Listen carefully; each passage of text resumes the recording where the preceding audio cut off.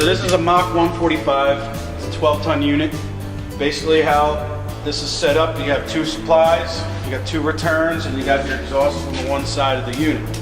On your supply and return, you can have 150 foot of duct maximum on these units. Obviously I always recommend shorter's the best, but maximum you can run 150 foot of duct through 4 hits.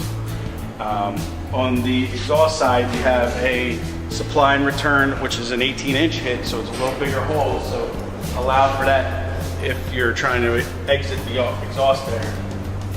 Then you got your supply, your condenser supply, so it's blowing out the hot air here and pulling in cooler air here. These can both be ducted, again, cumulative 150 foot of ductwork. Common rule with all the duct, you always want to have straight as possible, at least kinks as possible, swooping turns. Also, you have a pump that you can have optionally to the unit. It can also be gravity fed. This is a P-trap that would come in the unit. It would usually be sitting in the electrical supply door at the bottom. After you start this unit up for the first time, after the first 10 minutes or so, I recommend you priming the P-trap. You stick your finger over to your thumb or a finger to cover up the hole of the P-trap to allow the pressure to change.